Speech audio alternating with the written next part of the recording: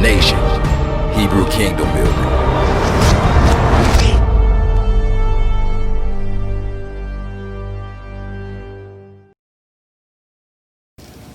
So today we're going to talk about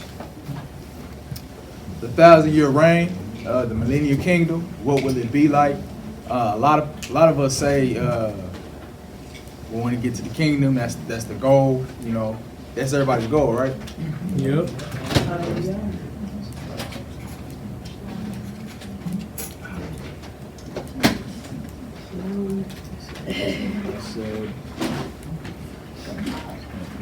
Yeah, so that's everybody's goal. The thing is, in order to truthfully look forward to something, you gotta know something about it, you know? It's kind of like, if you don't, so like a concert, for instance, if you don't listen to that artist, you're not gonna go to that concert. You're not, you know? So if it's this big event or this big milestone that everybody's going after, we don't put enough time into knowing the details of it and what it will consist of, you know. And so we kind of because we say a lot of blatant statements. It don't make no sense. It'd be like one minute we'll say we want to be in the kingdom for eternity. And then we'll be saying, oh, you know, I think I got this job because this is what I'm going to be doing in the kingdom. And so the thing, what we're about to bring out is, it's going to be a period of time where we're going to reign on this earth for 1,000 years with Mashiach. After that will be the eternal kingdom. See what I'm saying? So a lot of us don't know that, you know. We just kind of lump it all in one big, you know, thing, and it kind of clouds a lot of prophecies and stuff. We just tie stuff together and they don't even go together, you know. So we're gonna get into it, and so just know that it's a 1,000-year millennium, and then it's the eternal kingdom. You see what I'm saying? So what does everybody know about the kingdom of heaven, as of just the basic knowledge? Just what do y'all think about the kingdom of heaven that the whole world talk about they going to, and that they trying to get to, and that they trying to be in? Mm-hmm. What does it mean to you individually? Like, what have you picked up along the years understanding the kingdom of heaven? That it's coming down. That's like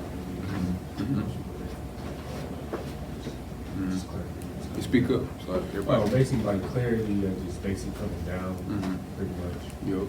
So I'm thinking it's really gonna be everyday life, just. Okay. So that there'll be no more crying or mourning, and that y'all will walk with us. Anybody else? Paid with gold. Huh? So the streets will be paved with gold. Okay.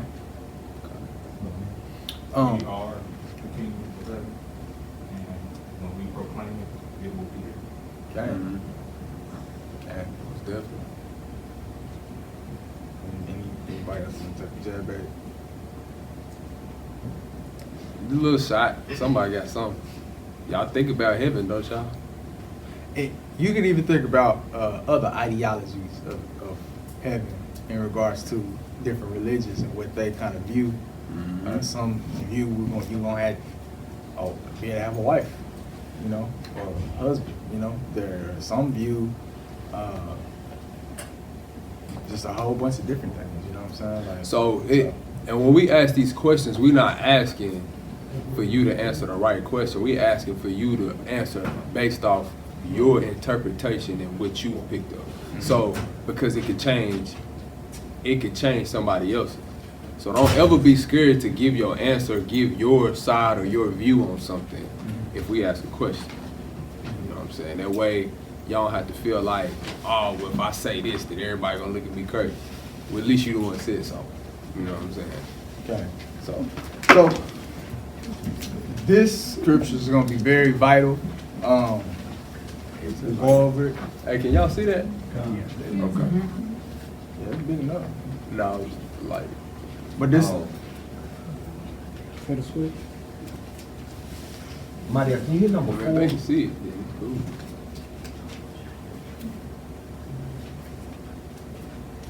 that's better. All right, that's better. Mm-hmm. All right, cool.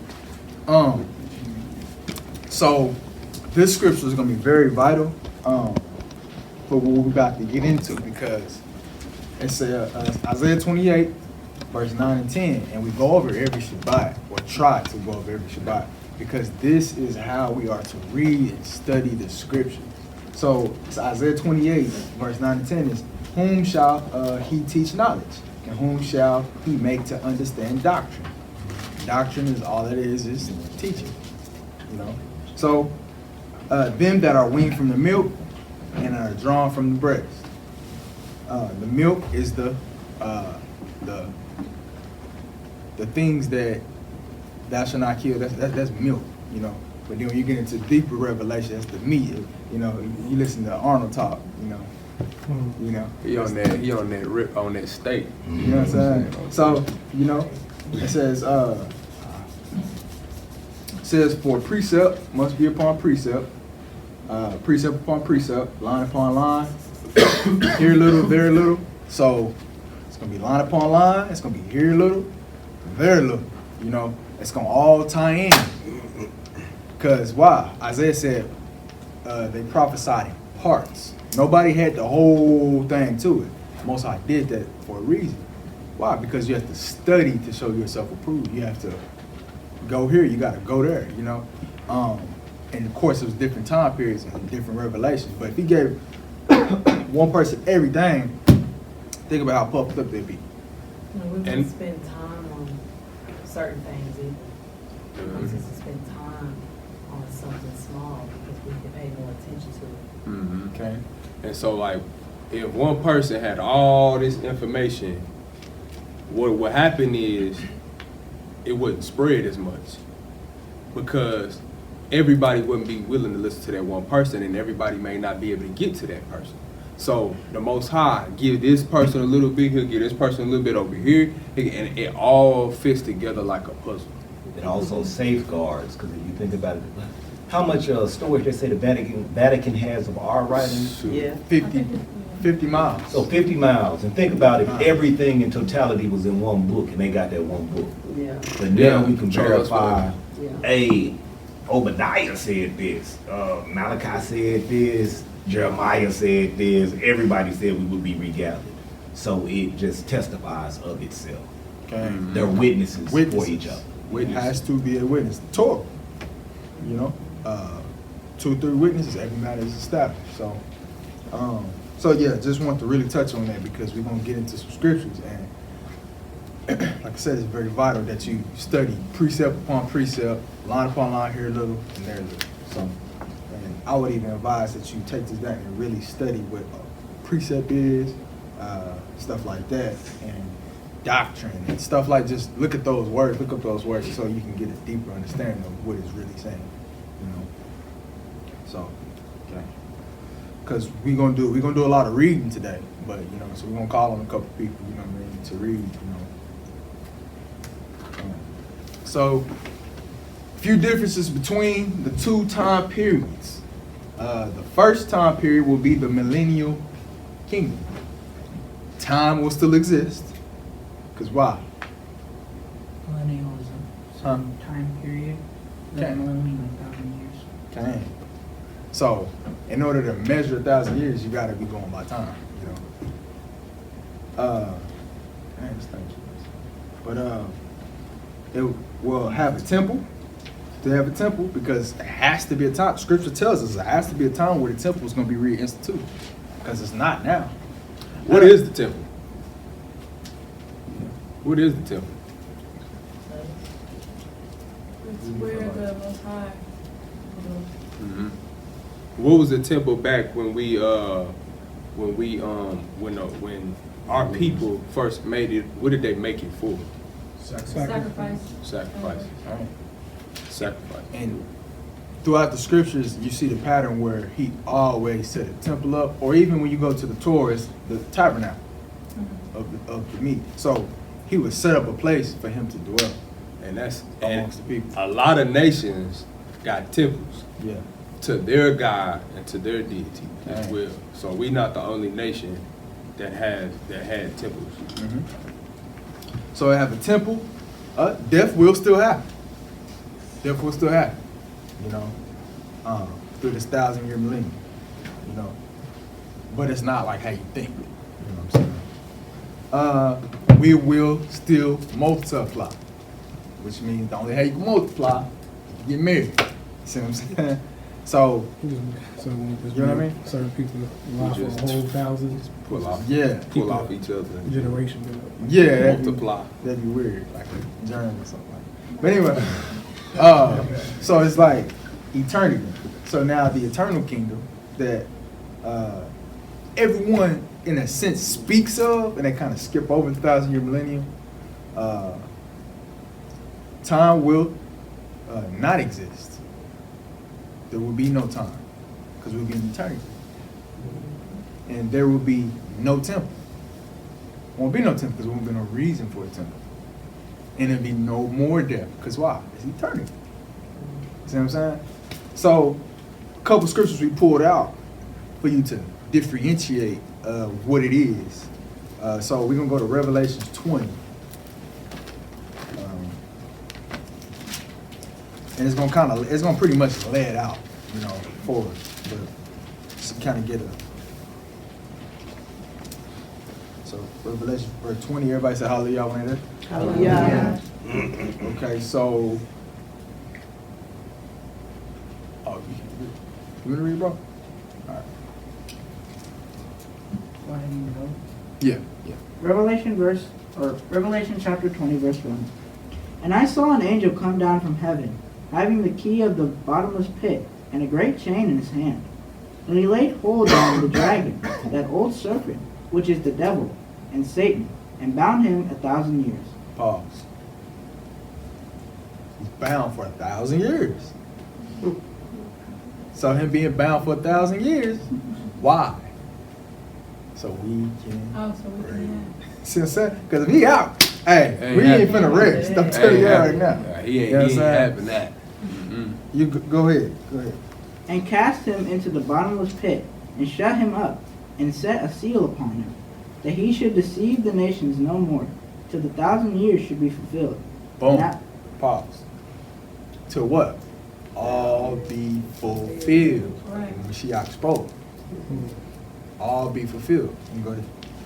And after that he must be loose a little season. And I saw a throne, and they sat upon them, and judgment was given unto them. And I saw the souls of them that were beheaded for the witness of Yeshua, and for the word of Elohim, and which had not worshipped the beast, neither his image, neither had received his mark upon their foreheads, or in their hands. And they lived and reigned with Christ 1,000 years. But the rest of the dead lived not again until the 1,000 years were finished. This is the first resurrection. Blessed and holy is he that hath part in the first resurrection. On such the second death hath no power, but they shall be priests of Elohim and of Christ, and shall reign with him 1,000 years. Pause. Y'all see that? So, Hashatan gets sealed up, gets shut up for 1,000 years. We are able to reign for 1,000 years. But look right here. It says, but the rest of the dead live not again till the 1,000 years were finished. So after that 1,000 years finished, what? It's going to be another resurrection. But this first one, the first resurrection. Yeah. So this is the first resurrection. So That's your David's, your Yeah. Jeremiah's, your. Get These ready. are the people who were beheaded for the faith. Paul was beheaded for the faith. Was he beheaded? Yeah. John the Baptist he got his head chopped off. I mean, Everybody that put in work got dealt with. yeah. Isaiah got, but who was behind it though? What you mean? Who was behind them getting? Isaiah got sawed in half. Who was behind The that? people. The people. The people was Who you got?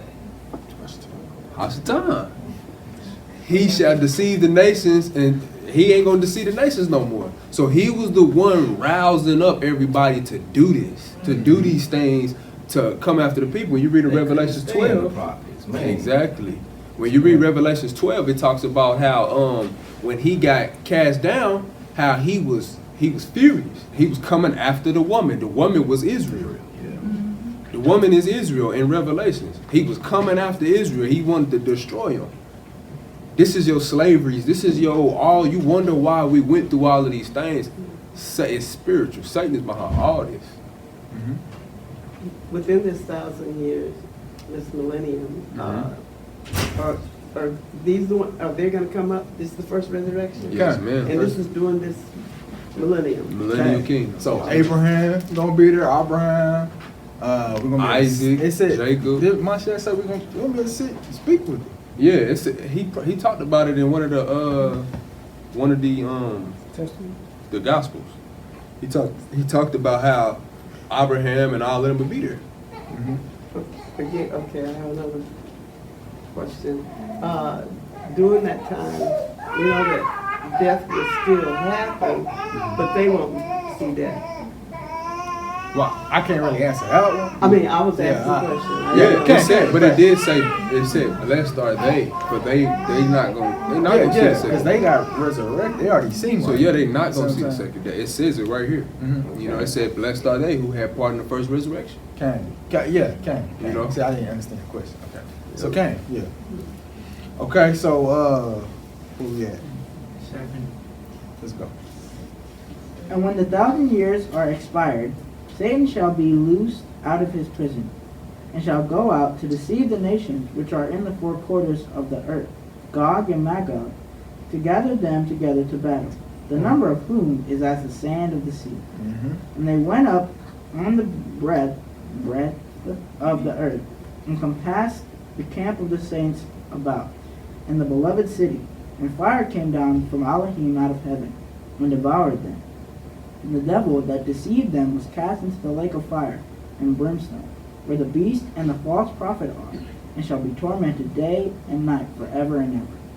So, right there we see. So that we're going to reign for 1,000 years with Mashiach, and afterwards, Hashatan to get loosed again. God gonna come back again for us because, man, this thing. But they said, it says that he said he's gonna leave a sixth part of them. So he's gonna destroy them. We'll get into it, but he's gonna leave a remnant of Gog and Magog, and over that 1,000-year period, what you gonna do? They're gonna multiply. You see what I'm saying? So, you know. But so this is showing that we have to reign for a 1,000-year period. There's no, there's no skipping that. Question, ain't no question. Okay. And then so when we go to eternity, then I said that time will not exist. And then this is after the millennial kingdom. So let's go to chapter 21. Start at verse 22, 23. Is that it? Said 22 and 23. Okay. Revelation chapter 21, verse 22 and 23. And I saw no temple therein, for Yah thy Elohim Almighty and the Lamb are the temple of it. And the city had no need of the sun, neither of the moon, to shine in it. For the glory of Elohim did lighten it, and the Lamb is the light thereof. Okay. So we see right there where there's no temple no more. There will be no temple. And also, there would be no time, because it's eternity now. So there's no celestial spheres, you know what I'm saying, going around, you measuring time now, because it ain't going to exist no more, you know. It's not going to exist. There's not going to be no need for that, you know. So, let's go to, 2 Peter 3, verse 8.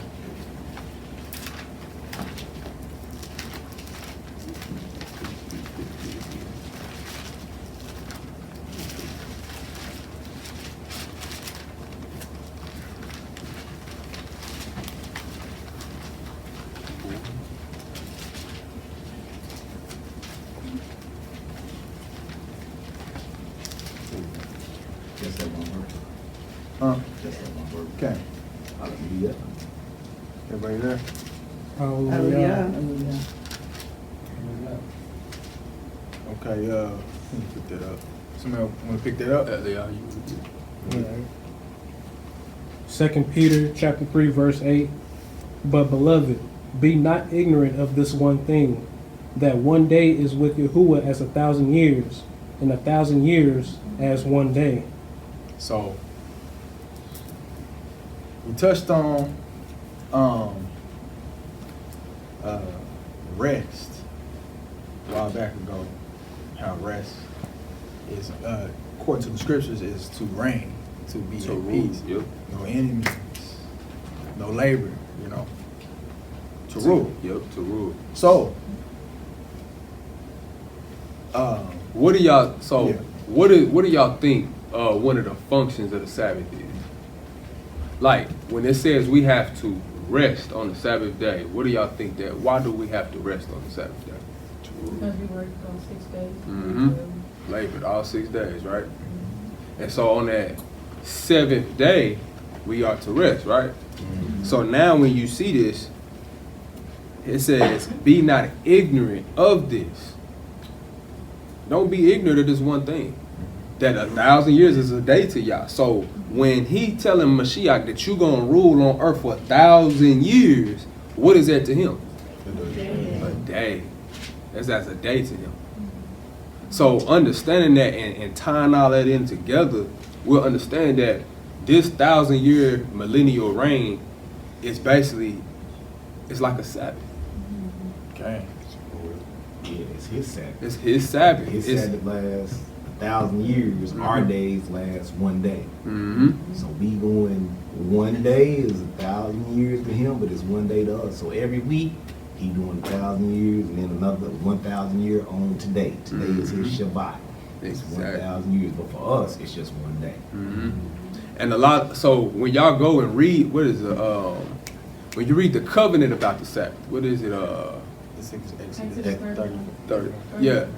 So when you read the covenant about the Sabbath, he said this is going to be a sign between me and you, and out for your descendants throughout all generations, from time to come. It's a sign. A sign for what? What is the sign about? That you gonna rule one day. That's the sign. That I'm making you a nation of priests. That's the sign. And you gonna get to rest and rule and act like the king, because the king ain't got to do nothing. He ain't got to go do no You work. ain't got to do none of that.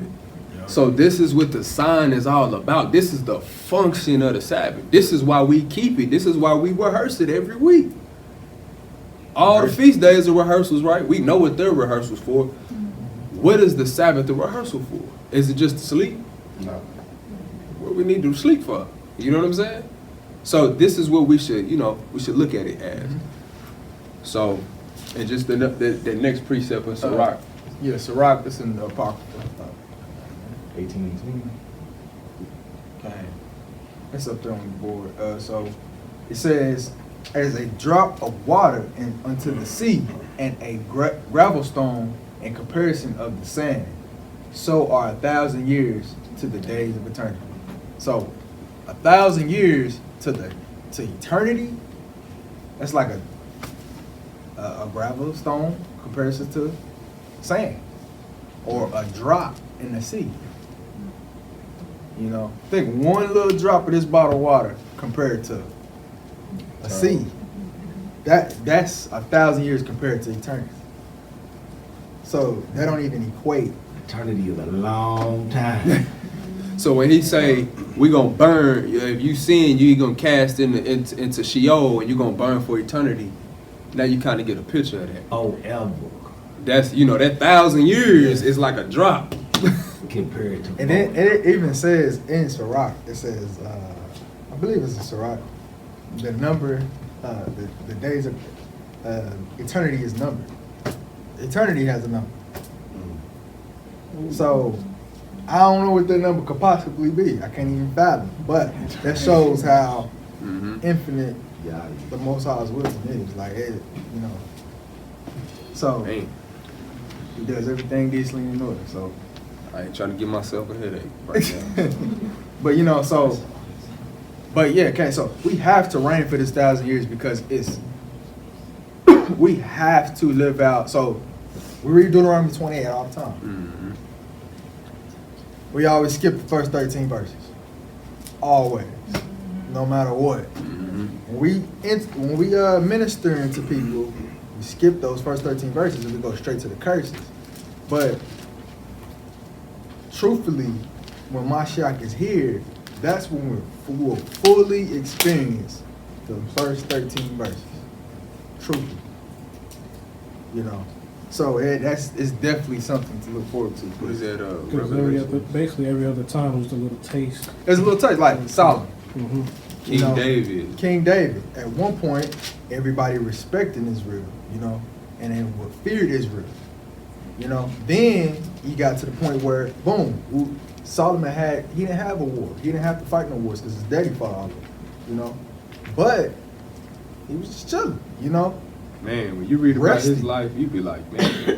And you see how many people bought him stuff and all that. It's recorded in other cultures that King Solomon lived. You know, a lot of people don't believe King Solomon lived. Some people don't, you know, they don't read the Bible. But when you, Queen of Sheba, you know, she was a real witch. But when you study other cultures, I forgot what people she came from. I forgot, it's one of them Hamitic nations, but I was talking to somebody at work, and they talked about how real she was, and her gravesite, she has a gravesite, she's real. So she's in the scriptures. Don't you think she really, right before she died on the way back from visiting King Solomon. That's what it says. When you go read her stuff, she's coming back from visiting King Solomon. So that thing is, like, these people actually exist. So that's just a side note. But I'm saying, when we look at King Solomon's life and see how he lived, I mean, and why did she respect King Solomon when she came? She was a witch. This is just off. But she was a witch. So when she come in and she's seeing how everything is functioning, like the Most High is real to her at that point. So how he had dominion over the spirits and all that stuff. Like she got to see that up and close in person. But yeah, and I just want to read something. Y'all ain't got to go to it. I'm gonna just read it, but y'all can write it down though. Revelations 1 and 9, and then y'all can write down Revelations 5 and 10. But it says, hold on, I'm going to start at verse 5. It says, and from Yahshua HaMashiach, who is the faithful witness, and the first begotten of the dead, and the prince of the kings of the earth. Who the kings of the earth? It says, unto him that loved us and washed us from our sins in his own blood, and hath made us kings and priests unto Elohim and his Father. To him be the glory and dominion forever and ever. Amen. And then when you go to Revelations 5 and 10, it says, and has made us unto our Elohim kings and priests, and we shall reign on the earth. This is the covenant that he made with us way back in Exodus. This is the covenant that he made with Abraham. This is the covenant that we was going to rule the world. So, yeah. So this is what this whole 1,000-year reign is about. He has to fulfill what he said he was going to do. And that word prince is Nasi. Nasi. But that word means to be lifted up. So a lot of times we look at prince as lower, or that's under a king or something. That word just means lifted up. You know what I'm saying? So it's not like him saying he was lower than us. No, but he's the prince. Yeah, princes are leaders also. So that's what I'm saying. It'll say them and all their princes. That's them and all their leaders, and them and those that they have lifted up. Okay. So Nope. I just have to bring it up. So what is the rapture doctrine? That's the reverend. That's all. Yeah, that's But it's false ideology of salvation. I can say that. It's a false take on salvation. We'll see if it come up. Yeah. We'll see if it come up in there. Yes. We're gonna go over. If it come up, you know, as far as we're gonna get, and you know, If they use that scriptures, no, it's First Thessalonians, it says we shall meet up. In Yeah, the you sky. will. We gonna meet up, but it don't So say they- you gonna stay there. It don't say you gonna live there. It don't say nothing about you going to heaven. Well, that's what, It just say you that's gonna what they meet there. think it's gonna Yeah. be, Yeah. that we're gonna be raptured. and then you gotta think. It's so many ways you can go with that because it's like we don't know what he's saying by when he said we're gonna meet this guy. You know they got the chariot to Israel, right? You know they got it's all different way. It ain't like we just probably be flying. You know what I'm saying? Like we don't know how that would play out, and we don't even know if that would be us. It could be those who are just resurrected. Yeah. See what I mean? I know the ones who are resurrected. They gonna already conquer death. So, Okay, but and let's get into war against the Gentiles. We're gonna see like to initiate the 1,000-year reign. This is what has to take place.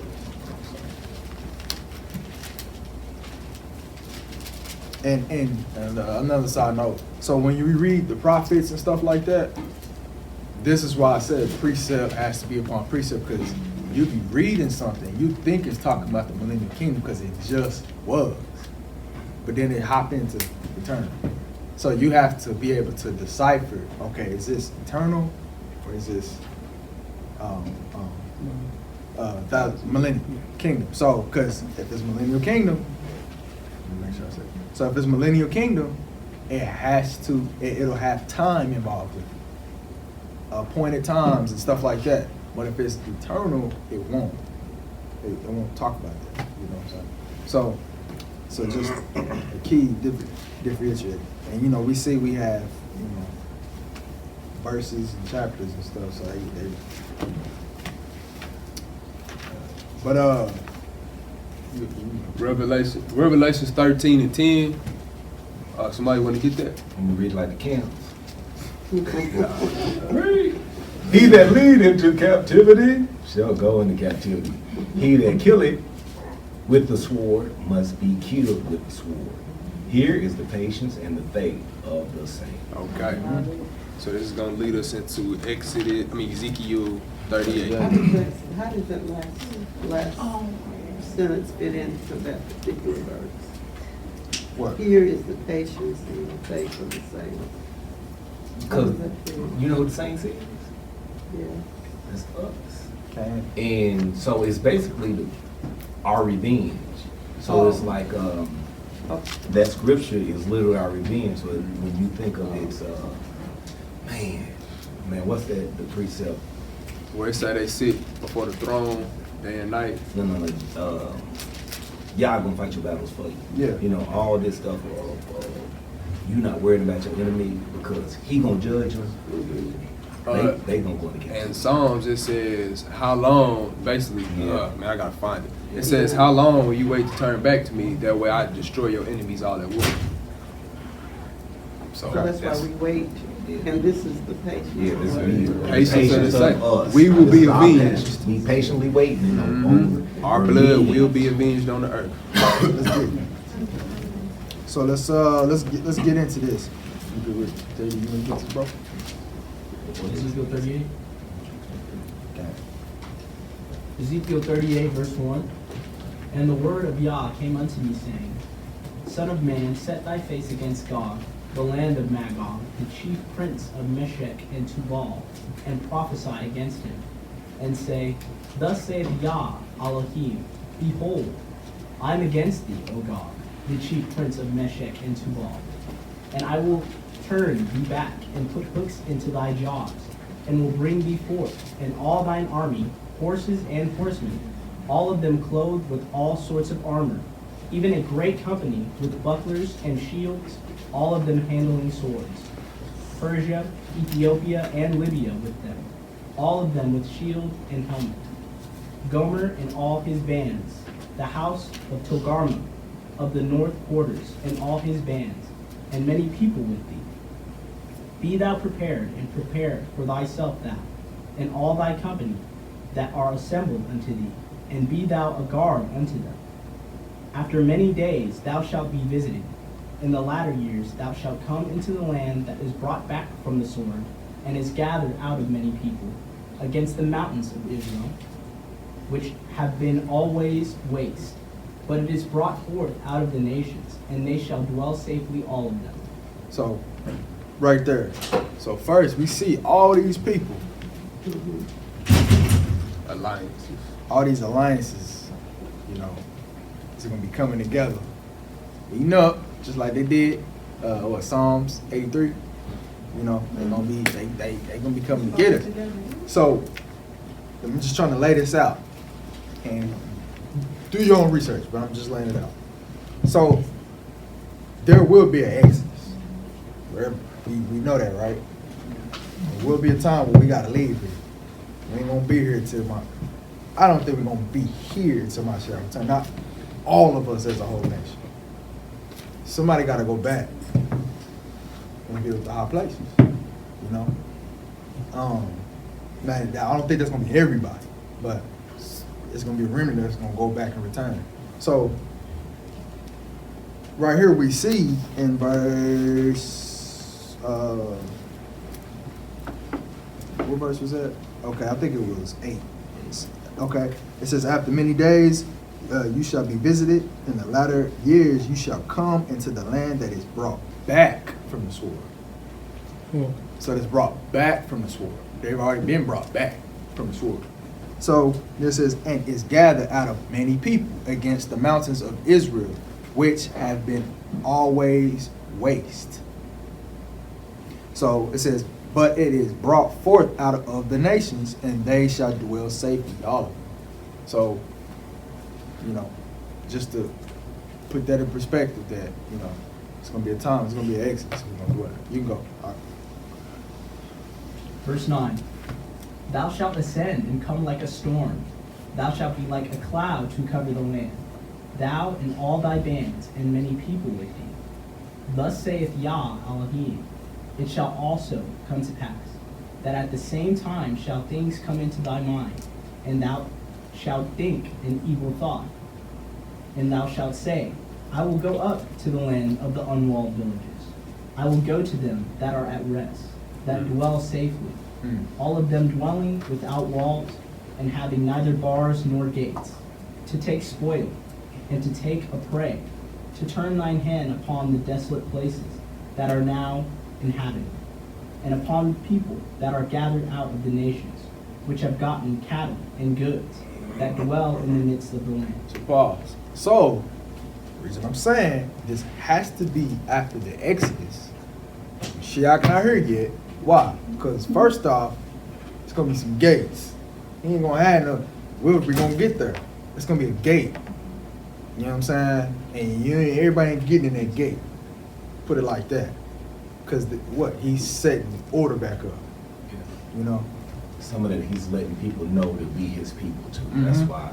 Okay. You know, we ain't gonna have to defend ourselves. They gonna know, man, they got Elohim that defends them. But they still gonna be stupid and go try it. So go ahead.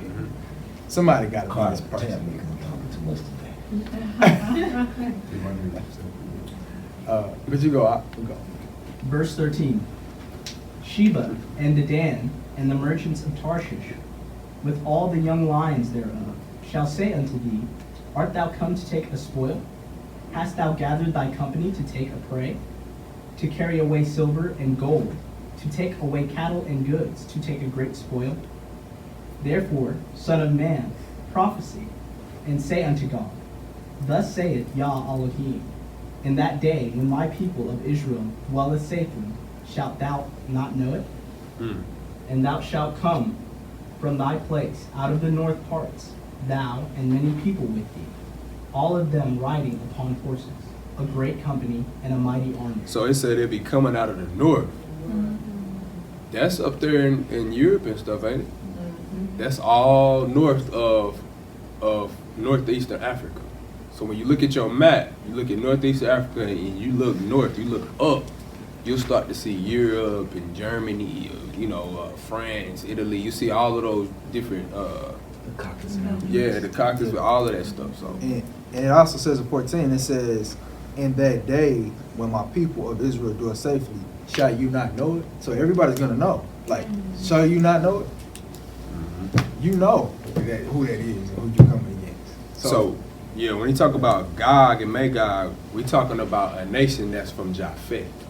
And so this will have to be something Tubal that Meshach as well. you have to go back to the table of nations Genesis and chapter break 10. down the table of nations.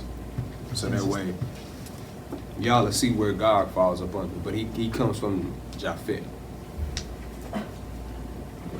Verse 16, and thou shalt come up against my people of Israel as a cloud to cover the land.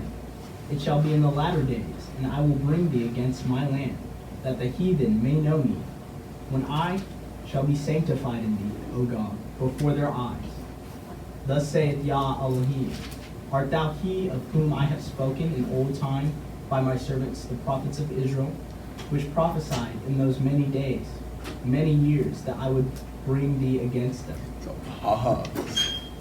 Y'all see that? He gonna let the heathens know. He first in 16 he said, I will bring you against Israel. So I'm doing this. I'm making sure that everybody finna see y'all get destroyed.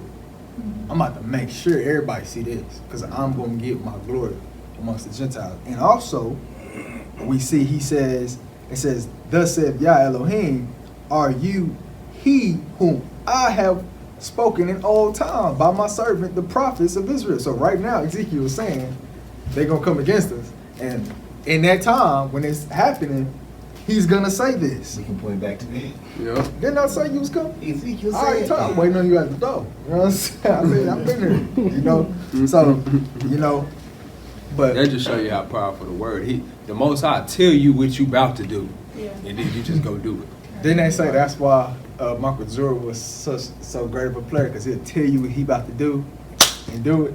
And it wasn't nothing you could do about it. He was going to do it. But that don't even compare to the Most High. No, by no means. But I'm saying as a similitude. A little earthly. You get what I'm saying? Vanity So he gonna example. tell you, I'm about to do this, this, and this, and you're gonna do this, and you gonna do it. You know, it gotta happen. So that's what I'm gonna say. Somebody gotta be that nation. Somebody gotta be the one getting destroyed. Somebody gotta be the one getting knocked out. Verse 18, and it shall come to pass at the same time when Gog shall come up against the land of Israel, saith Yah Elohim, that my fury shall come up in my face. For in my jealousy and in the fire of my wrath have I spoken.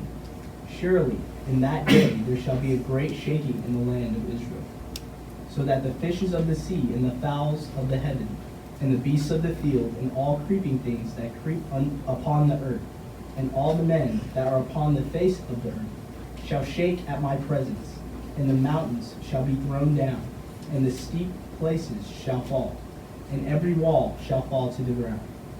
And I will call for a sword against him throughout all my mountains, saith Yah Elohim. Every man's sword shall be against his brother. And I will plead against him with pestilence and with blood, and I will rain upon him and upon his bands, and upon the many people that are with him, an overflowing rain, and great hailstones, fire and brimstone. Thus will I magnify myself, and sanctify myself, and I will be known in the eyes of many nations, and they shall know that I am Yah. Okay, so right here from about 18 to 23, that is Mashiach's return. Because Mashiach said when it begins to feel like all hope is lost, then you gonna see them. You know, because we're gonna be sitting there like, how we about to fight these people? We ain't got no army right there. We ain't got no walls. We ain't got no gates. It's all these people coming. Like, what we about to do? So now he got to make his grand entrance. Here I come. So this is why, because this precepts in Second Ezra. So we're gonna go to Second Ezra. I'm gonna pull it up on here. In case everybody ain't got Second Ezra. I have a question. Is this when we are in the land, when this is gonna happen? Or when, Okay. That's after we're regathered Mm-hmm. into the way cities that used to not be there, that just got established. Where did we read that at? Y'all just read it, like, is that Revelation? What? Where he had just reestablished the mountains that had been desolate until the regathering. Oh, we just read that in this chapter. Right. Oh, that was, okay, that was that chapter. That's after regathering. so how does the Christian church justify the people that are there? That Oh. they fit the prophecy? They don't They care can't. about the They prophecy. just. Read those. Yeah. Oh, hold on. They ain't got no answer for that. I know. They won't read that one. Okay. So now we about to read Second Ezra. Can y'all see that? Mhm. I can see that. I hope so. So Second Ezra chapter 13. So we're gonna read this. Ah, man. We gotta fix this. So Correct. read. What chapter is Boy, that? some little bitty work. I know. What chapter is that? Oh, Second Ezra chapter 13. This is in the Apocrypha. We're gonna. That's why I put it up here. Yeah, so this that is way. this is Second Ezra chapter 13. Yeah. So it says, and it came to pass after 7 days, I dreamed a dream by night, and lo, there arose a wind from the sea, that it moved all the waves thereof, and I beheld, and lo, that man waxed strong with thousands of heaven. And when he turned his countenance to look, all things trembled that were seen under him. So this is when he said everything. When we read back in Ezekiel 38 and 20, it says, so that the fishes, the sea, the fowls, and everything shall shake at his presence. See what I'm saying? So right here, he's saying everything that he look at is gonna be just like, it's gonna go down. You know what I'm saying? Like So like think Daddy about built, you know what I'm think saying? about because I know we was talking about this earlier this week about every movie that you see that's dealing with some type of invasion, some Yeah. type of earthly invasion or quote unquote alien, some type of quote unquote alien invasion or whatever. Like what's that movie War of the Worlds? Yeah. Think about War of the Worlds, and when they had them little trumpet things going off in the beginning when them aliens first came. Yeah. Or what's another movie that y'all can think of? Independence Day. Or you could say 2002, 22. 2020. In a way, Yeah. but it wasn't an invasion. Or- That was just like a world disaster. or Avengers. Or Avengers. The last one with what's called it? What's Thanos. Thanos. So all the And he quote nations, scriptures. Exactly. Yeah. Yup. So- And all the nations gonna come together, talk about it's time for us to join together. We gotta fight against whoever this is that's coming. Trump talk about starting a space army. He already did. Well, Space Force.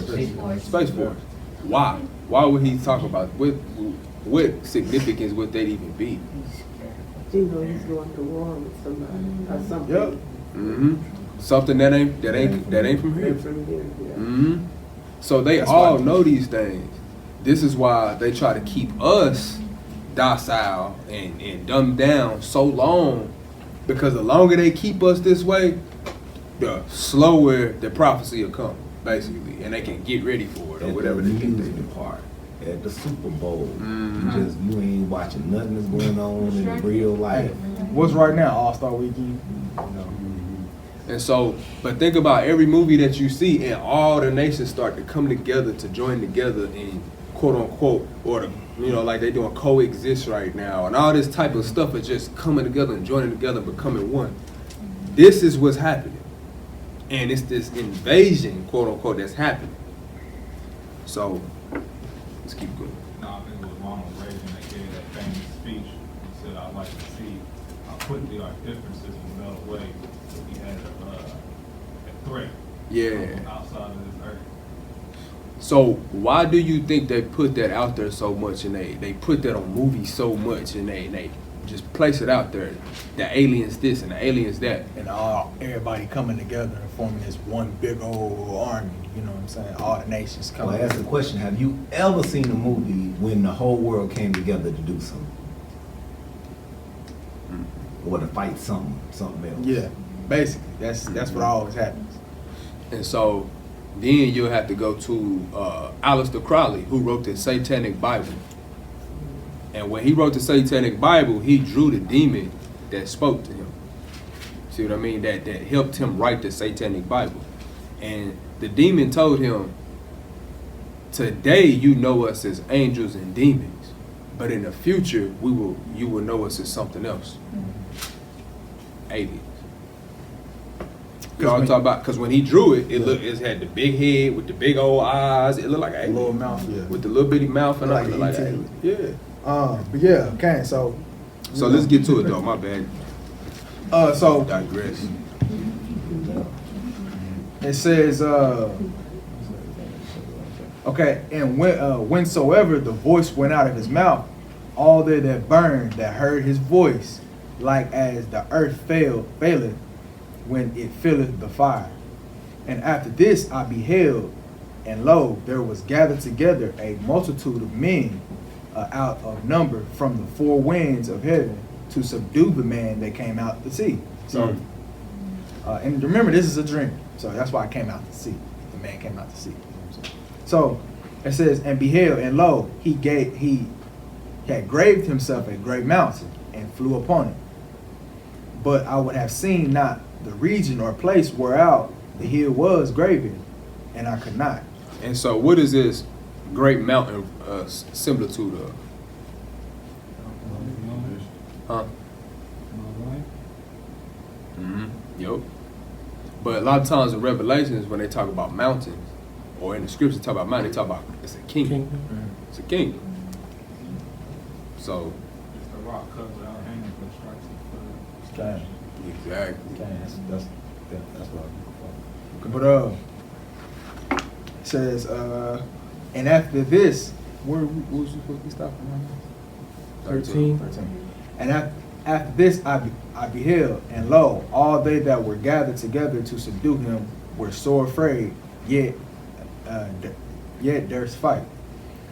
And lo, as he saw the violence of the multitude that came, he neither lifted up his hand, nor held sword, nor any instrument of war, but only I saw that he sent out of his mouth, as it had been a blast of fire, out of his lips, a flaming breath, and out of his tongue he cast out sparks and tempests. And they were all mixed together, the blast of fire, the flame of breath, and the great tempest, and fell with violence upon the multitude which had prepared to fight, and burned them up every one, so that upon a sudden of an innumerable multitude nothing was to be perceived, but only dust and the smell of smoke. When I saw this, I was afraid. Afterwards, I saw the same man come down from the mountain and call him to another peaceable multitude. And there came much people unto him, where some were glad, some were sorry, and some of them were bound, and others, some of them brought of them that were offered. When I was sick, through great fear, I awakened. And I said, who has showed me? And I'm going to go down real quick and see what he said. Because when he interpreted it, he spoke from behind and interpreted it. Okay. 25. And come up and see it. Same as me. Okay. So, no.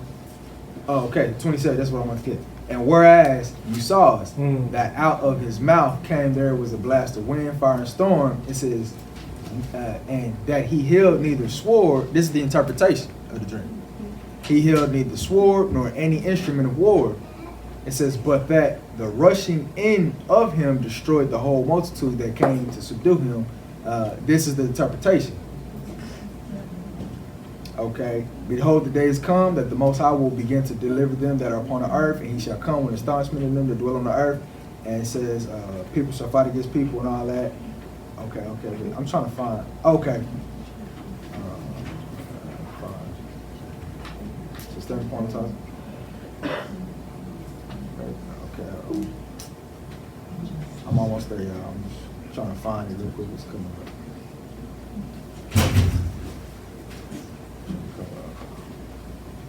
39? Yeah. No.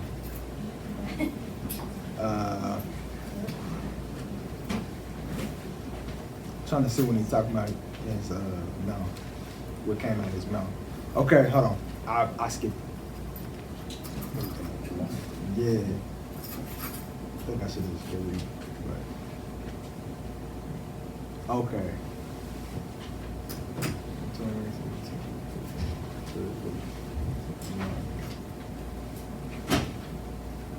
It don't matter. I can't find it. Okay, I'll find it and I'll go back to it, but we're gonna keep moving, so I don't want to take too much time for that. But You just tell them what it was. yeah, basically it was saying that what was coming out of his mouth was the law. You know what I'm saying? It was the law, statutes, and commandments. He was speaking those, and everybody was burning them, basically. So that's what I was trying to find real quick. So let me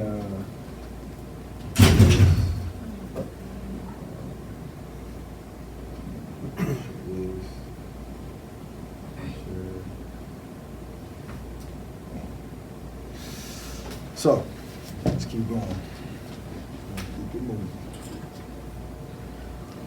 Okay.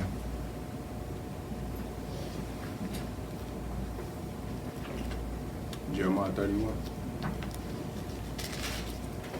Yeah. Y'all 1 second. I'm trying to. And I look for that. I know that you said that wind and fire come out of his mouth. That word for wind in the Torah is the same word as Ruach. God said that comes one after me that shall baptize with fire. Hallelujah. Hallelujah.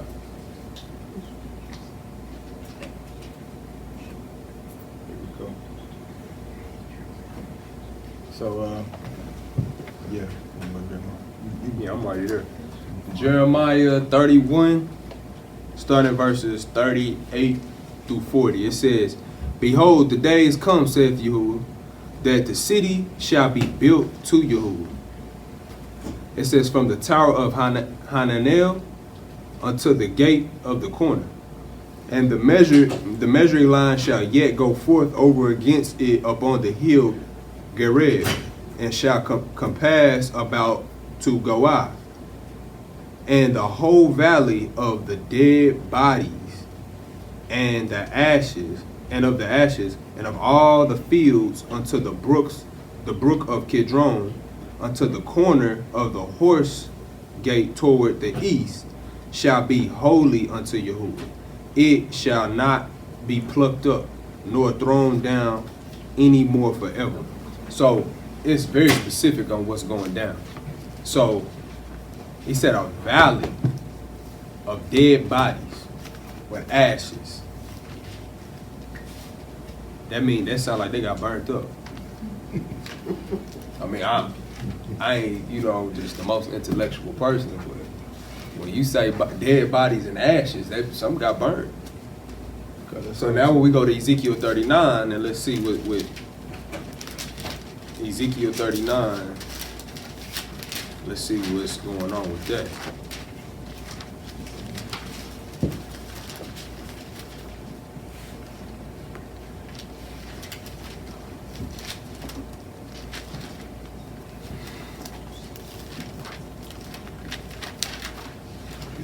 Yeah. Oh, somebody can get that one over there. You want to get it for y'all? Yeah. Ezekiel 39, starting at verse 1. Therefore, thou son of man, prophesy against God, and say, Thus says Yahuwah, Behold, I am against thee, O God, the chief prince of Meshach and Tubal. I will turn thee back and leave but the sixth part of thee, and will cause thee to come up from the north parts, and will bring thee upon the mountains of Israel.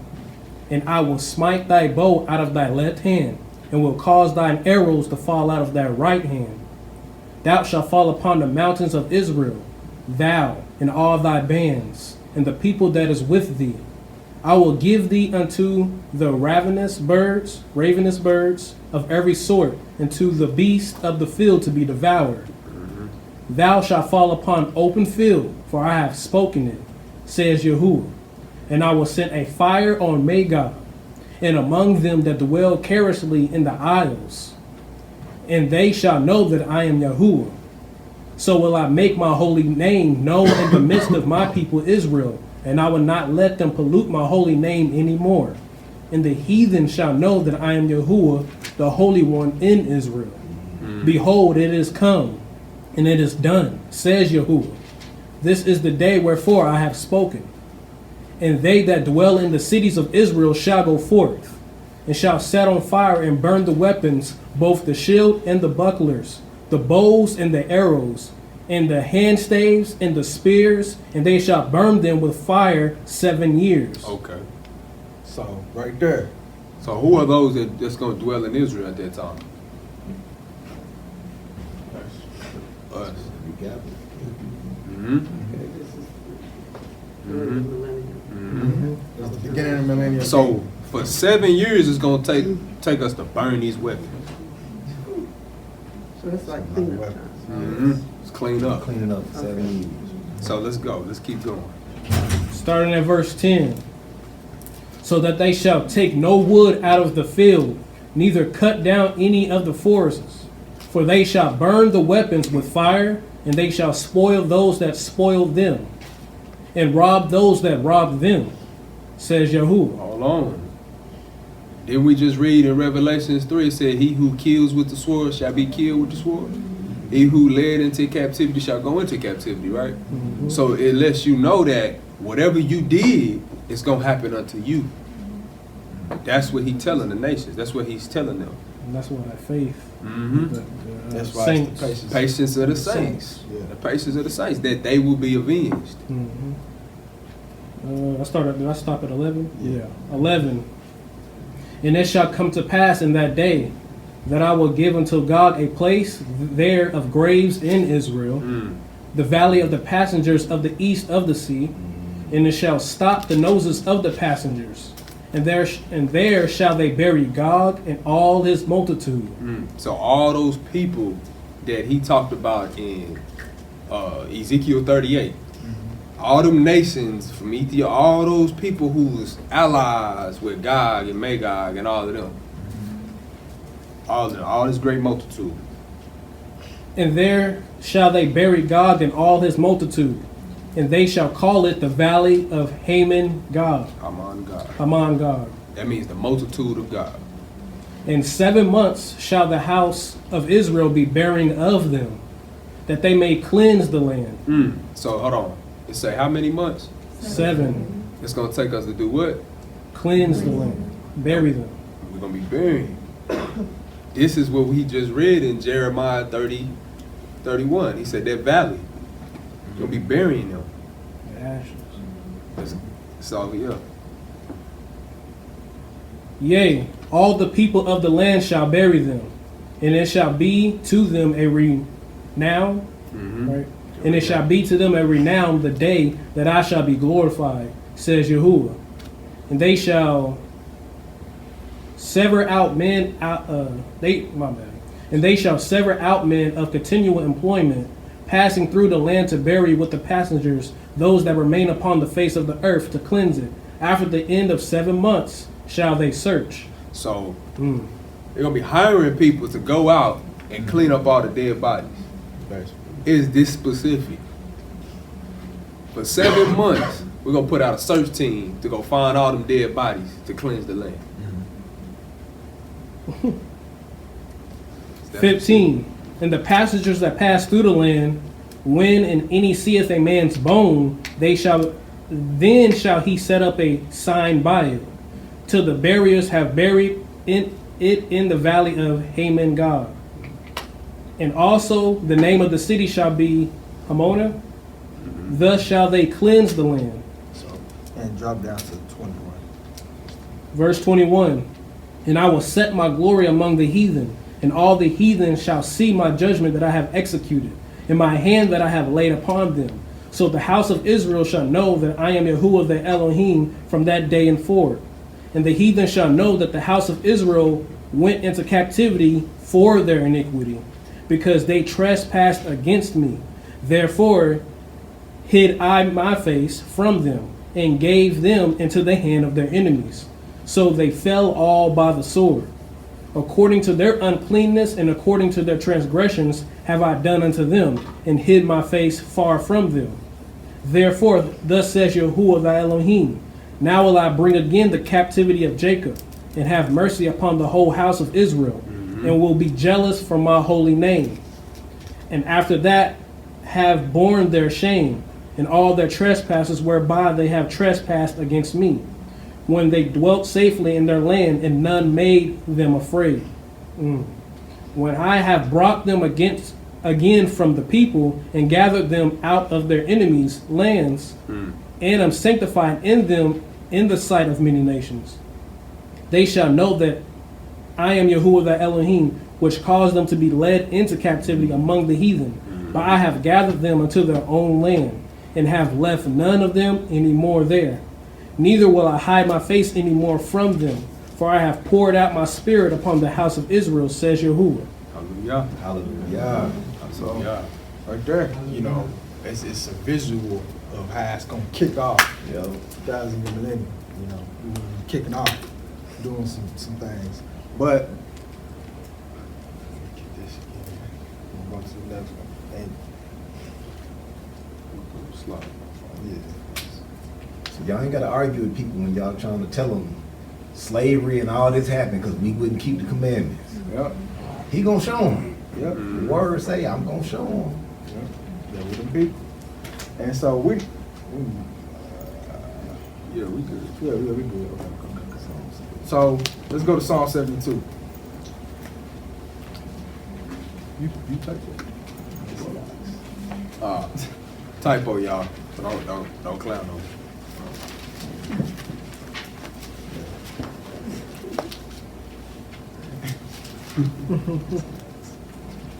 But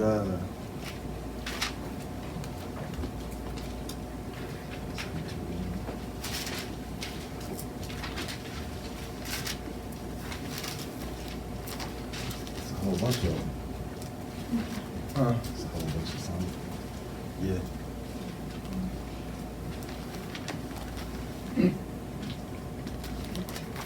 So let's who wanna take that? You wanna take it? Okay, cool. Psalm 72, verse 1. Give the king thy judgments, O Elohim, and thy righteousness unto the king's son. He shall judge thy people with righteousness, and thy poor with judgment. The mountain shall bring peace to the people, and the little hills by righteousness. He shall judge the poor of the people. He shall save the children of the needy, and shall break in pieces the oppressor. They shall fear thee as long as the sun and the moon endure, throughout all generations. He shall come down like rain upon the mown grass, like showers that water the earth. In his days shall the righteous flourish, and abundance of peace, so long as the moon endure. He shall have dominion also from sea to sea, and from the river unto the ends of the earth. They that dwell in the wilderness shall bow before him, and his enemies shall lick the dust. The kings of Tarshish and of the isles shall bring presents. The kings of Sheba and Seba shall offer gifts. Yea, all kings shall fall down before him, all nations shall serve him. For he shall deliver the needy when he cries, the poor also, and him that hath no helper.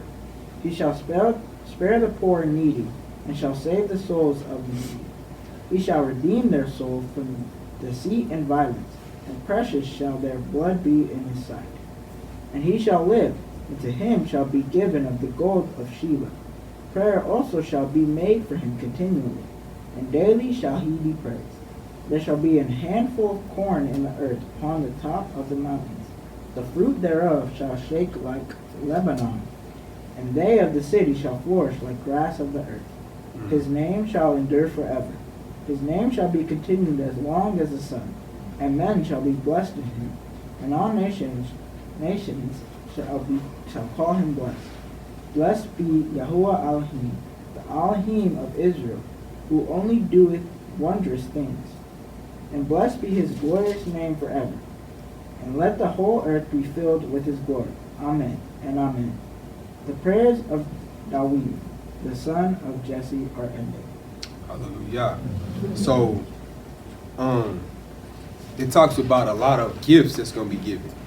So they're going to be bringing gifts. When you go back and read King Solomon, it says you know the end from the beginning. You know the end from the beginning. So when you go back and you go read about King Solomon and all of that, you'll see that when he first came into rulership, they were bringing gifts. They were bringing gold. It said gold was so common in Israel that silver was so common. Yeah, silver was so common in Israel. It was like it was nothing. That's how much wealth that we had as a people. And so it says all the nations of the earth are going to be, and we're going to get into that even deeper in a minute, but they just going to be bringing things to us, bringing us all these resources, bringing us all this stuff, because now order is set. The covenant is now being fulfilled. So this is how it's going to be when Yahshua reigns on the earth. And it said they shall make prayers for him. So people gonna be praying for him. You know, when somebody dear to you and you look to him, you like, man, you even pray for him. People gonna be praying for Mashiach while he king. Let's go to Isaiah chapter 11. Chapter 11.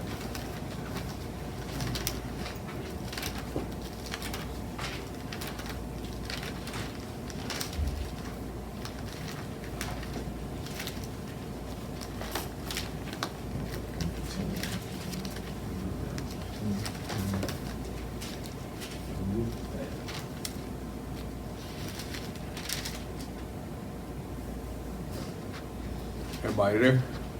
Hallelujah. And there shall come forth a rod out of the stem of Jesse, and a branch shall grow out of the root, out of his root, and the spirit of Yahuwah shall rest upon him, the spirit of wisdom and understanding, the spirit of counsel and might, the spirit of knowledge and of the fear of Yahuwah, and shall make him of quick understanding in the fear of Yahuwah. And he shall not judge after the sight of his eyes, neither reprove after the hearing of his ears, but with righteousness. What's righteousness? Shall he judge the poor and reprove with equity for the meat of the earth, and he shall smite the earth with the rod of his mouth, and with the breath of his lips shall he slay the wicked. And the righteousness shall be girded in his loins, and faithfulness the girdle of his reign. And the wolf also shall dwell with the lamb, and the leopard shall lie down with the kid, and the calf and the young lion and the fatling together, and a little child shall lead them, and the cow and the bear shall feed. Their young ones shall lie down together, and the lion shall eat straw like the oxen, and the sucking child shall play on the hole of the asp, and weaned child shall put his hand on the cockatrice. Then shall not hurt nor destroy in all my holy mountains, for the earth shall be full of the knowledge of Yahuwah, as the water covers the sea. And in that day there shall be a root of Jesse that shall stand for the ensign of the people. To it shall be the Gentiles see, and his rest shall be glorious. Yeah. So you already see the animal part. That's gonna be incredible right there, just to see somebody like Melody's age go put her hand in a snake's den, in a snake hole, and not get bit. That's gonna be I can't even fathom that right now. But and just understanding it says the nations, the Gentiles shall seek.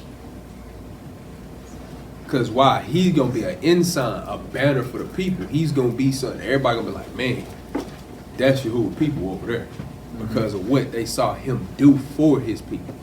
See what I mean? So when it says in Revelations that he shed his blood, he died, dog. He died, and he said, I only came for the nation of Israel. We get looked at crazy. But they don't know why he came for just Israel. Because he had to fulfill something in order to put them back in the place to be able to do this. He wouldn't be able to do this, or he would be able to do this, but we wouldn't be able to reign for him. Reign with him. Because this is why the scriptures in then we back. Yeah. That's why it says we are joint heirs with him. We joint heirs with him. We joint heirs with him. He's gonna rule and we will rule with him. That's the whole thing. This is why he came and died. This is the whole reason he came and died, for us to be cleansed of our sins, so that we can do this. We can be a light to the nation. And be a light to the nation. The whole world. So that way we can show them the way. Exactly. What did we read? We had read a while ago when it was saying it was because of our disobedience. So that's gonna be dead and gone, but we gotta understand, we gotta change, basically. We gotta change, because this is gonna happen. So the ones that's right, this is gonna happen with. Those that don't wanna get right, you see what's gonna happen. But it was all for his name's sake. So he ain't gonna be able to tell us this is how you gotta live, and then if you don't do this, I'm gonna punish y'all, and then he don't punish it. What would we think of his name? Like Deb was talking about earlier. You can't tell your kids, I'm gonna whoop you if you go pick up that bag of chips, and then they go pick up that bag of chips and you smile. Your kids ain't never gonna be obedient. So all this that we had to go through is because we was his children that wouldn't be obedient. Exactly. That's good. Hallelujah. It goes along with what he was saying in Ezekiel. Y'all just read it. It said that the birds and the beasts will come eat them. It said they'll eat their flesh and drink their blood until they are drunk. Until they are filled. Yahushua said that we have to eat this flesh and his blood. Till we Jeremiah, it says his name shall be called Yeshua. Yah our righteousness. He is our righteousness. We have to eat his righteousness to fulfill. Those who hunger for righteousness shall be filled. Hallelujah. Some law, statutes, and commandments. So let's go to Isaiah 66 real quick. We're gonna try to push through these next two real quick. Okay. Push through these next two. Isaiah 66. Starting at verse 19.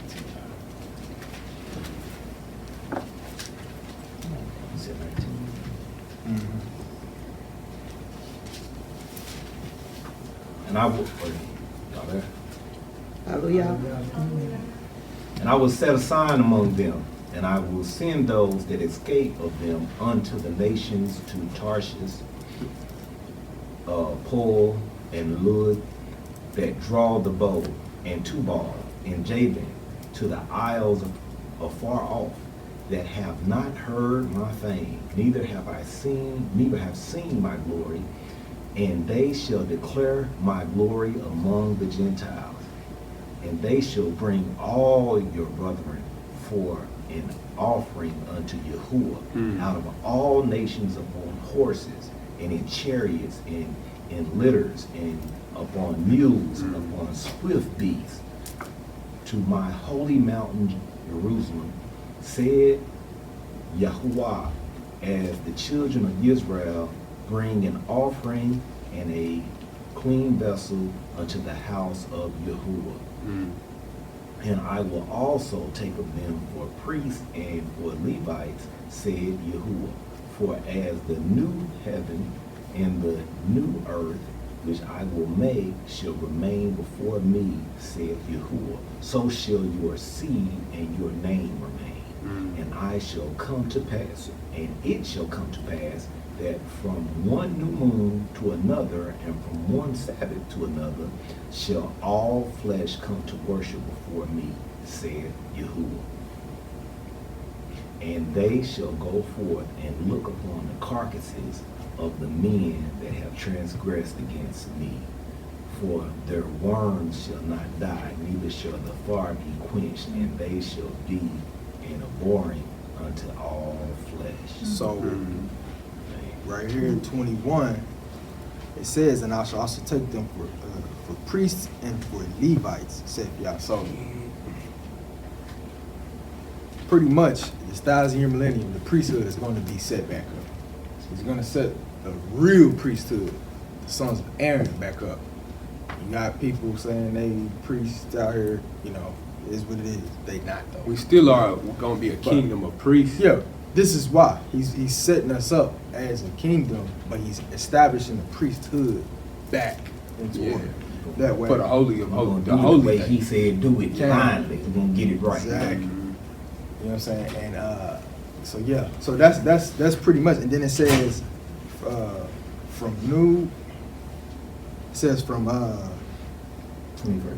Yeah, 23. It says it shall come to pass from one new moon to another, from one Sabbath to another, shall all flesh come to worship before me. So we're gonna see here in a minute how it's gonna work out.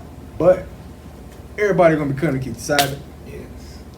Everybody gonna be. I was gonna bring that out. Some people be like, the Sabbath don't matter. He's telling you here, when the kingdom is set up, you gonna have to come on the Sabbath, and you gonna see them. They carcass that you gonna have to go see that on the Sabbath. Yeah. So you better start keeping the Sabbath now before people be viewing you on the Sabbath. Okay. Okay, you know. You come sit next to me so you can tell me. So yeah, let's go to Isaiah chapter 2. We're gonna finish up this one, and then we're gonna hop to the last slide. To these 4 verses, we're gonna knock these 4 verses out. Isaiah chapter 2.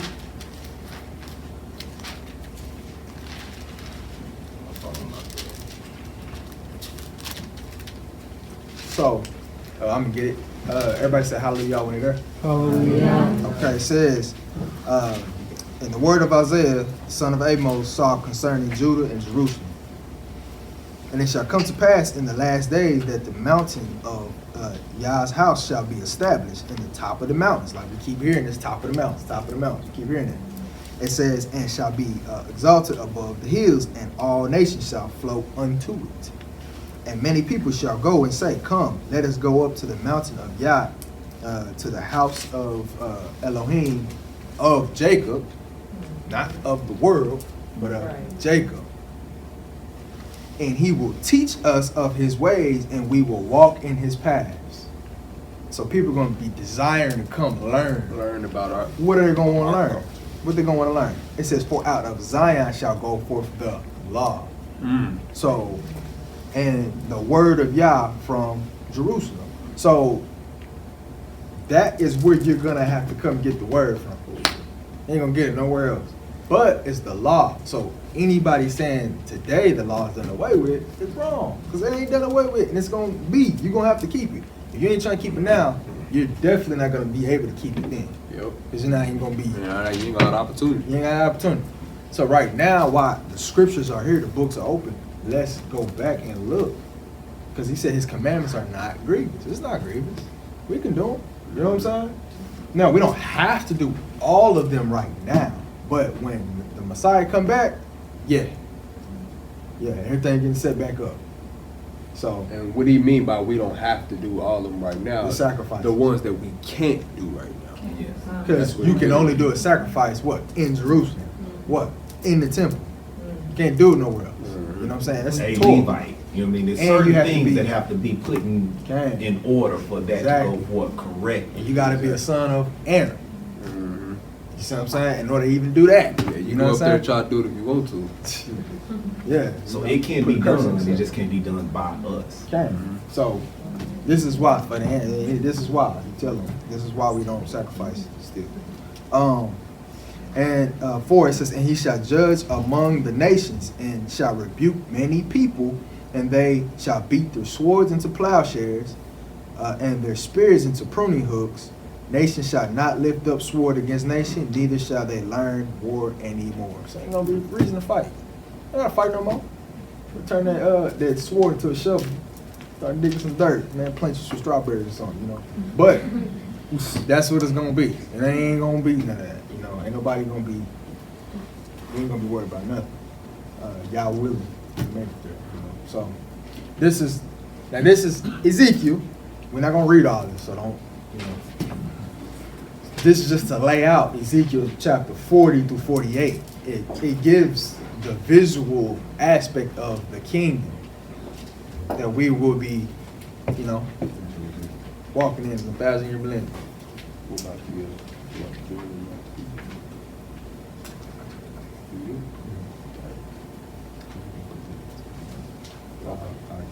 That's what But anyway, so Ezekiel chapter 40 to 42, we're not gonna read those. That's the visual of the temple. So the temple, how it's gonna look and all that, you get that. Chapter 40 to 42 is gonna give you a detailed, every wall, corner, it's gonna give you a detailed description.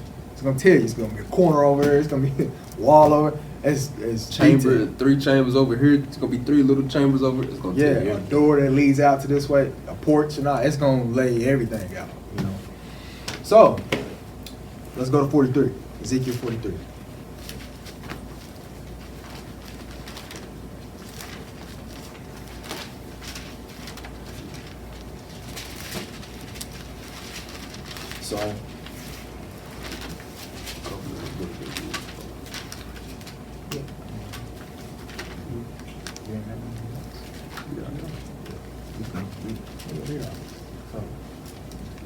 So I'll let you know. So let's go to Ezekiel chapter 43, starting verse 1, and I'll go ahead and get it real quick. It says, afterward, he brought me into the gate, even the gate that looked toward the east. Like I tell you, it's detailed. It's real detailed. And behold, the glory of Elohim of Israel came from the way of the east, and his voice was like the noise of many waters. We heard that somewhere else. Oh, really? His voice like the voice of many waters. We heard that. And said, and the earth shined with his glory. It says, and it says, and it was according to the appearance of the vision I saw, even according to the vision that I saw when I came to destroy the city. And the vision were like the vision that I saw about the river Kabar, and I fell on my face. So when you read Ezekiel, the book of Ezekiel, you'll see where the chariot came. He got to see the throne, and the angel, the 4 beasts around the throne. He got to see all that. It was crazy. When you read it, creep you out if you sci-fi, you know. But it's very detailed of what he saw. So he's saying that's how it was like. You know what I'm saying? And then so it says, and the glory of Yah came into the house by the way of the gate, whose prospect is toward the east. So the Spirit took me up and brought me into the inner court. And behold, the glory of Yah filled the house. And I heard him speaking unto me out of the house. And the man stood by me. So the man that was showing him everything. And he says, and he said unto me, Son of man, the place of my throne and the place of the soles of my feet, where I will dwell in the midst of the children of Israel forever, and my holy name shall the house of Israel no more defile, neither they nor their kings by their whoredom, nor by the carcasses of the kings, of their kings in their high places, and their setting of their threshold by my thresholds, and their posts by my posts, and the wall between me and them. And it says they had even defiled my holy name. They had even defiled my holy name by their abominations that they have committed. Wherefore I have consumed them in mine anger. So this is after that. It says, now let them put away their whoredom and the carcasses of their kings far from me, and I will dwell in the midst of them forever. It says, and it says, thou son of man, show the house to the house of Israel, that they may be ashamed of their iniquities, and let them measure the pattern. It says, and if they be ashamed, of all that they have done, show them the form of the house, the fashion thereof, the goings out thereof, and the coming in thereof, and all the forms thereof, and all the ordinance thereof, and all the forms thereof. It says, and all the laws thereof, and write it in their sight, that they may keep the whole form thereof, and all the ordinance thereof, and do them. So, I'm telling you, you know. Is that 12? Yeah, it's 12. Right. Yeah. No, it's 11. Oh, it was 11? Oh, I'm sorry. It says this, oh, yeah, see, this is the law of the house. So, we're going to be dwelling in his house. He says it's going to be a wall between us. We were in the house. We got to be in the house now. This is the law of the house. We trying to dwell in the house, we got to abide by the law. It says, upon the top of the mountain, the whole limit thereof round about shall be most holy. Behold, this is the law of the house.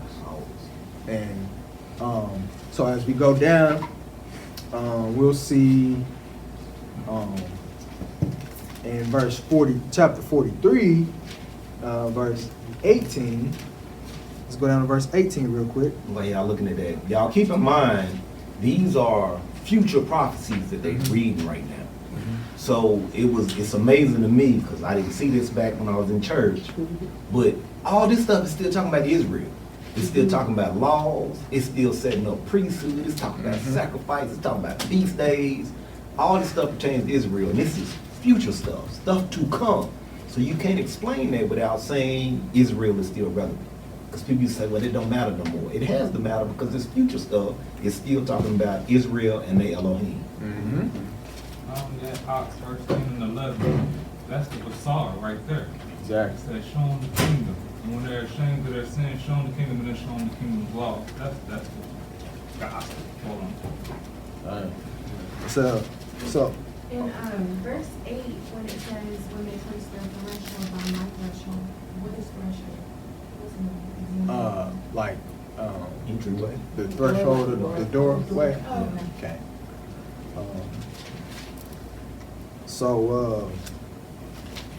Yeah, let's go down to 18 real quick.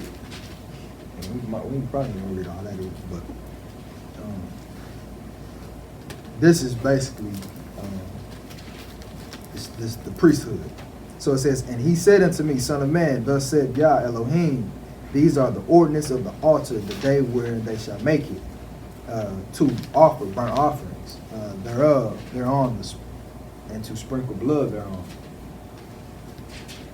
It says, and you shall give the priests, the Levites, to be the seed of Zadok, which approach unto me to minister unto me, said Yah Elohim, and a bullock for a sin offering. So they still gonna do a sin offering. It says, and you shall take the blood thereof and put it on the four posts of it, and put it on the corners and settle of the settle, and upon the border round about.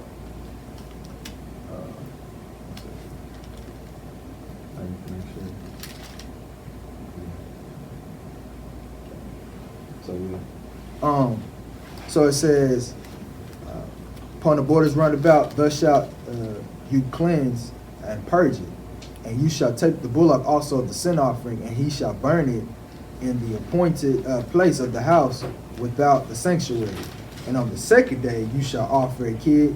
And so basically going down, he's saying each day how they gonna offer something. They basically got to offer something every day. So 25, it says, 7 days you shall prepare every day a goat for a sin offering, and they shall also prepare a young bullock and a ram out of the flock without blemish.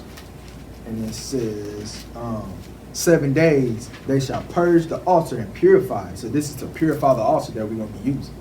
It says, and they shall consecrate themselves. And when those days are expired, it shall be that upon the eighth day, and so forward, the priest shall make your burnt offerings upon the altar and your peace offerings, and I will accept you, said Yah Elohim. So right there, it's telling us that the sacrifices is going to get set back up because he has to set up an altar, purify the altar. So now, so you can read those, the offerings, the sin offerings and all that stuff like that. You can read that in Leviticus 1 through 7, something like that. But now let's go down to 44. We're not gonna read that, but the priesthood set back up. That's a good chapter. It's a real good chapter. You know what I'm saying? That's a whole chapter, so we're not gonna read it for time's sake. But it's real good because it's showing, it's detailed. You know, and they even tell them what kind of wives to choose. Going back to the Torah. You know what I'm saying? So they're gonna be getting married. You know what I'm saying? Like, and so now Ezekiel 45, 17 to 25, to talk about the Sabbath and the feast days. You know what I'm saying? So that's this feast days getting set right back up. You know what I'm saying? Everything getting set up. So it's not gonna be you're gonna know exactly what to do. Why? Because we're doing it now. That's why we do it now. We're rehearsing these things. So why? When we get before Mashiach, we know what we're doing. You know we got to keep these things. We've been trying to keep it when we was in captivity. We've been trying to keep it in this, you know. And he's showing us something by us doing them, just like we keep the 7th day now. They just refer to the 8th day because we're going to be in the 7th day then. So now we got to talk about the 8th day because we can't talk about the 8th day till we get the 7th day thing straight. Okay. And the 8th day is what? That great day. That's eternity. Yeah. Well, that's eternity. After that. Okay. And so, feast days. Let's go to Ezekiel 46 real quick. This is good too, man. It's real good. Let's talk about that door. 46. Talking about that door. Man, I was saying earlier when we read Ezekiel 39, when it said the city of unwalled villages, people, you know what I'm saying? They're gonna just come in and try to take us over. But now we see right here where that's not gonna be able to happen no more. It won't ever be able to happen because why? We're gonna be enclosed. You know what I'm saying? And so let's go to 46. Okay. Ezekiel 46, starting at verse 1. Thus says Yahuwah, the gate of the inner court that looketh toward the east shall be shut the 6 working days, but on the Sabbath it shall be opened, and in the day of the new moon it shall be opened. And the prince shall enter by the way of the porch of that gate without, and shall stand by the post of the gate. And the priest shall prepare his burnt offering and his peace offerings, and he shall worship at the threshold of the gate. Then he shall go forth, but the gate shall not be shut until the evening. So, then finish that real quick. So. 3. Oh, my bad. Yeah. Likewise, the people of the land shall worship at the door of this gate before Yahuwah in the Sabbaths and in the new moons. Okay. And so basically, this right here is showing how we gonna go in and worship on the Sabbath. We got it, but the gate, it ain't gonna be open until when? Sabbath day. It ain't gonna be open until when? The new moon. The gate ain't gonna be open. Why will it have to be open? So why? So everybody can come from everywhere to come worship. You know what I'm saying? Before Yah. And it says that in Isaiah, we just read that in Isaiah 66. All flesh should come worship before him. Keep the Sabbath days and all that stuff. So, man, it's telling us the order that's getting set up. And so this showed us back then the gates wasn't open. So showed us when they come to try to take us over. When we are in the city of unwalled villages, that can happen then. You know what I mean? But other than that, when Mashiach is here, when Messiah's here, ain't gonna be able to happen. Ain't gonna never be able to happen. Why? We're gonna be, like I said, we'll be enclosed, and that gate ain't gonna open. It's not gonna open. So, then Ezekiel 47, it's the landscape of the kingdom and the bottom of the land. It divides the land up a little bit, but it's the landscape telling you, oh, it's water over here, water over there, a great brook, a stream, a river where it leads to, and stuff like that. It sounds real beautiful, palm trees and all that kind of stuff. And then 48 is the dividing of the land by tribes. And then even when you read it, it shows you where, just like in Revelation, the gates and the tribes on the gates. So even in that point in time, it's still going to be order and structure, and Israel still, it's gonna be the same, man, the same.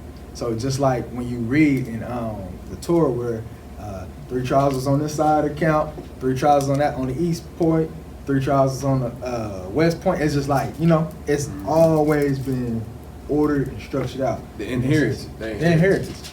Yeah. So when we, you know, you go in and you'll be like, okay, such and such, you will inherit this over here, over by the mountain, such and such. That's your plot. Such and such, you're going to inherit this over here by the river, such and such. That's literally how it was back in the day when you go reading the Torah. When you go reading the Torah, that's how they were doing. They had to go and divide the lots up and divide the land up.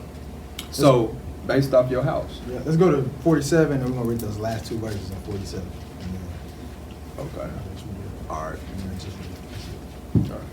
So, let's go to this. So 47. So it's in verse 22. It says, "And it shall come to pass that you shall divide it by lot for inheritance unto you and to the strangers that sojourn among you, which shall beget children among you, and there shall be unto you as born in the country among the children of Israel. They shall have an inheritance with you among the tribes of Israel. And it shall come to pass that in what tribe the stranger sojourner, there will you give him his inheritance, said Yah." So even in that point, any strangers that's dwelling among us is going to get a lot of the inheritance. Whatever tribe you're dwelling among us, you get your inheritance with us. In verse 13, why does Joseph has two portions? 2 portions. Because Ephraim and Manasseh was 2 sons. Okay. And he got a double portion because what he did. His brothers them sold him. So They sold him into slavery. Yes. And So Joseph, they would have 2 portions. Are they not mentioned in the other section? I mean, Ephraim and Manasseh, because they were mentioned in the next chapter, in 48, that they would be share a portion and where. So is that the 2 that they were saying, Joseph? Yeah. Okay, he was just dividing it up. Definitely. And so, and y'all go to, now this is what I want to touch on. This is a couple places I want to go. This is going to talk about how we going to be as a people, and how all the nations are going to be towards us. If any of y'all get a chance, go read Isaiah 60 through 66.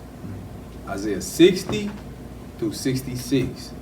I'm telling you, it's gonna blow your head off. You're gonna be like, dang, this is crazy. So we're gonna go to Isaiah 60 real quick so I can give y'all a little taste and see what I'm talking about. and these are also end time prophecies. Yes, sir. So Yes, sir. This is how it's you gonna know who be. this book is dealing with. Isaiah 60. This is all talking about the millennial kingdom, 1,000-year reign. When Mashiach reigns upon the earth, this is how it's gonna be. Okay, yeah, it's gonna be real quick. All right, everybody there? Hallelujah. Okay, so somebody wanna get that? I get started. Yeah. Arise, shine, for thy light is come, and the glory of Yahuwah is risen upon thee. For behold, the darkness shall cover the earth, and gross darkness the people. But Yahuwah shall arise among thee, and his glory shall be seen upon thee. So there, right there, if y'all really look, it's a clear distinction. The whole earth is gonna be filled with darkness, but the light of Yahuwah is gonna be upon us. That's gonna be already off top. Set us apart. Yep. And the Gentiles shall come to thy light, and the kings to thy brightness of thy rising. Lift up thy eyes round about, and see all they gather themselves together. They come to thee, thy sons shall come from far, and thy daughters shall be nursed at thy side. Then thou shalt see and flow together, and thine heart shall fear and be enlarged, because the abundance of the sea shall be covered unto thee. The forces of the Gentiles shall come unto thee. The multitude of camels shall cover thee. Dromedaries. Dromedaries of Midian and Ephah. All they shall from Sheba shall come, they shall bring gold and incense, and they shall show forth the praise of Yahuwah. So this is the same Sheba that's gonna bring gold to Mashiach in Psalm 72. He said, lift up your eyes round about. He's saying, look, and look at all these multitudes coming to you. With gifts and stuff. With gifts and bearing gifts. Like, he's like, you gonna be in fear, but your heart gonna be enlarged at the same time. But you gonna be in fear, because you're gonna be like, I ain't never seen nothing like this. I've never seen this happen before. So that's our reparation. This is our reparation. Okay. Yeah, so we ain't worried about that here. Okay. They can't even give us half. It says the sea shall be converted to you. The forces of the Gentiles is gonna be given to you. That means all their wealth, all their power, everything they have is gonna be given to us. They're gonna come give it to us. We can Keep going. now we can skip down to 10. And the sons of strangers shall build up thy walls, and their kings shall minister unto thee. For in my wrath I smote thee, but in my favor I have mercy on thee. Therefore, so that's it right there. And then we can skip over to 60. What did I have? 62. No, yeah, 62. Just read verses 2. Go over to verse 62 and then read verses 2. And I'll tell you when to stop. And the Gentiles shall see thy righteousness, and all kings thy glory, and thy shall be called by a new name, which the mouth of Yahuwah shall name.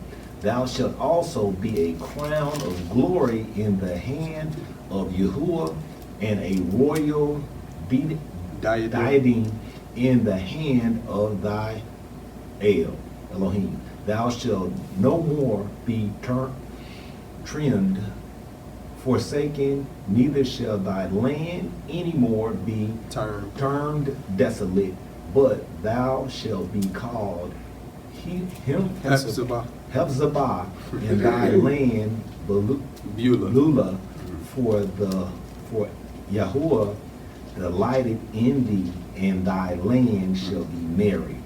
For as a young man marrieth a virgin, so shall the sons marry thee. And as the bridegroom rejoiceth over the bride, so shall Elohim rejoice over thee. I have set watchmen upon thy walls, O Jerusalem, which shall never hold their peace day nor night. Ye that make it mention of Yahuwah, keep not silence, and give him no rest till he establish, until he make Jerusalem a praise in the earth. Okay. So now skip on over to Isaiah 65. And then we're gonna close out at Isaiah 65, starting in verses 20. Or starting verses 19. All right. It says, I will rejoice in Jerusalem and joy in my people, and the voice of weeping shall be no more heard in her, nor the voice of crying. There shall be no more thence an infant of days, nor an old man that have not filled his days, nor the child shall die 100 years old, but the sinner being 100 years old shall be accursed. So it's telling you that it's still gonna be a sinner. Such thing. And death. And death. Okay. Okay. And it says, and they shall build houses and inhabit them, and they shall plant vineyards and eat the fruit of them. They shall not build and another inhabit. They shall not plant and another eat. Deuteronomy 28.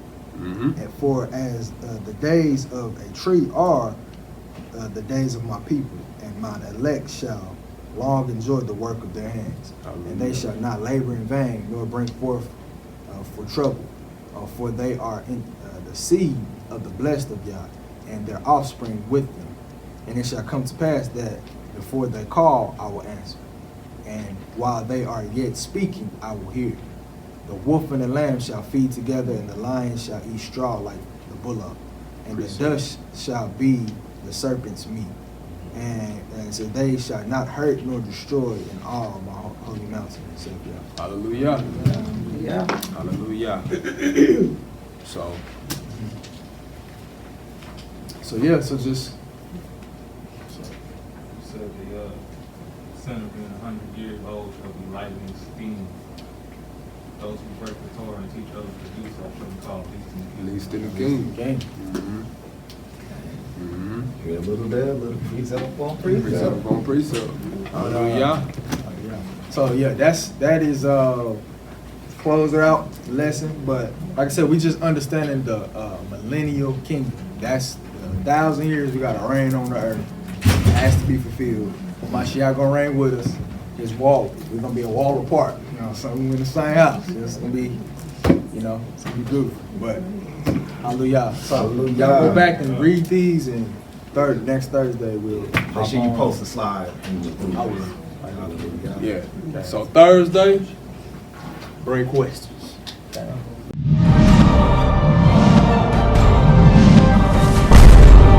Rebirth of a nation. Hebrew kingdom building.